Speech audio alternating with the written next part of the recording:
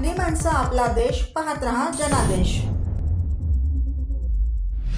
अतिशय जिव्हाळ्याचा जो विषय आहे म्हणजे महाराष्ट्रामध्ये जलवाहतूक सुरू करायची ही जेव्हा फडणवीस साहेबांकडे स्वतः 2014 ते 19 मध्ये बंदरे खाते होतं तेव्हा त्यांनी काही प्रकल्पांना चालना दिलेली, संकल्पनाला सुरुवात केलेली।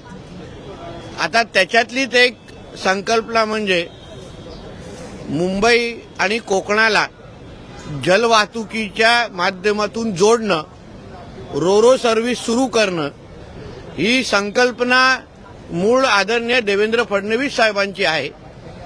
आणि आता या महायुती सरकारचं नेतृत्व करत असताना परत एकदा तिसऱ्यांदा मुख्यमंत्री झाल्यानंतर या त्यांच्या संकल्पनेला खऱ्या अर्थाने सुरुवात येणाऱ्या 1 मार्चला आपण भाऊचे धक्का ते विजयदुर्ग असा पहिला टप्पा मुंबई आणि कोकणाला जोडण्याच्या दृष्टिकोनातून आपण सुरू करतोय।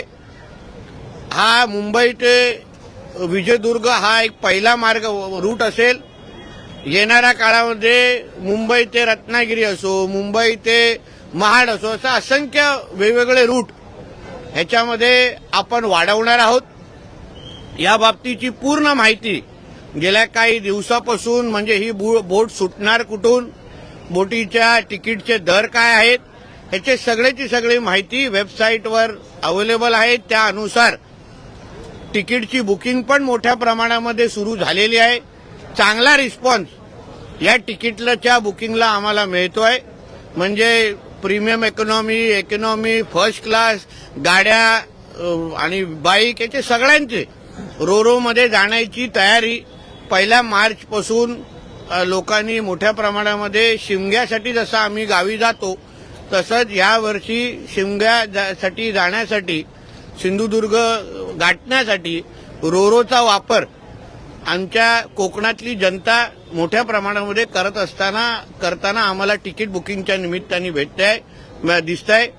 अशाच पद्धतीचे प्रयत्न भविष्यामध्ये पण रोरोच्या माध्यमातून मुंबई आणि कोकणाला जोडण्याचं, किंबहुना मुंबई किंवा महाराष्ट्र अन्य राज्यांबरोबर जोडणं, मुंबईला अन्य जिल्ह्यांबरोबर जोडण्याचं काम आणि पर्यटन, रोजगार आणि कृषी क्षेत्राला चालना देण्याचं काम या जलवाहतुकीच्या माध्यमातून होईल असं आवर्जून या निमित्ताने नमूद करतो। सर, ही जी बोट आहे ती 12 महिने नवं आयाम आहे त्याचा कोकणातील लोकांना कशा प्रकारे काय वाहतुकीचे हे जे नवं आयाम आहे त्याचा कोकणात कसा फायदा होईल? बघा, एक तर पर्यटनाच्या दृष्टिकोनातून कोकणाला जाण्यासाठी आपण जेव्हा 4.5-5 तासात कोकणात जाऊ शकू तो मोठ्या प्रमाणामध्ये आपला वेळ वाचेल।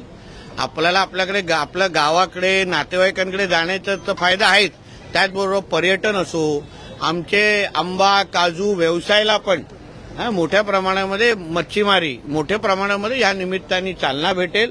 म्हणून मी बोललो की पर्यटन आणि रोजगार या दोन्ही विषयाला ह्या निमित्ताने मोठ्या प्रमाणामध्ये प्रोत्साहन भेटेल।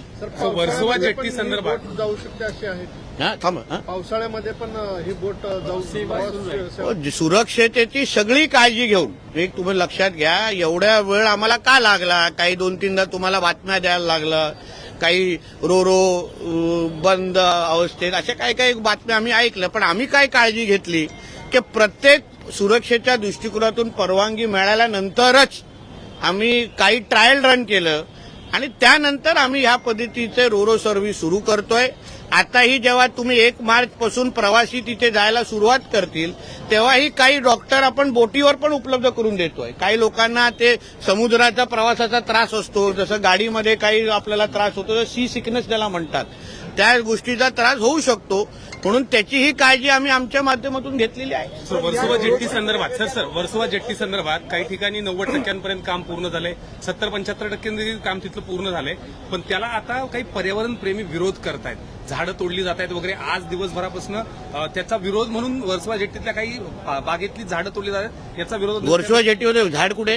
कुठली तरी नाना नदी पार्क संदर्भात नाही, कुठे झाड आणि गार्डन मला एक दाखवावं, आम्ही त्या पद्धतीची मदत पर्यावरणपूर्वक विकास हाच आमच्या देवेंद्र फडणवीस साहेबांच्या सरकारचा मुख्य हेतू आहे.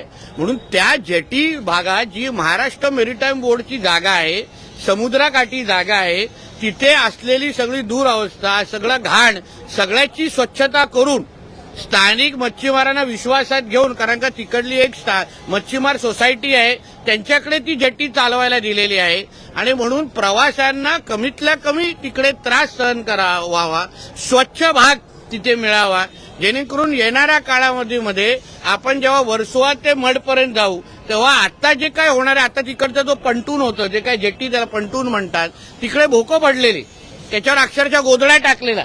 आता उद्या तिथे कोण डुबलं असतं, कोण पडलं असतं, अपघात झाला असता तर आमच्या नावाने तुम्ही लोकांनी फटाके फोडले असते.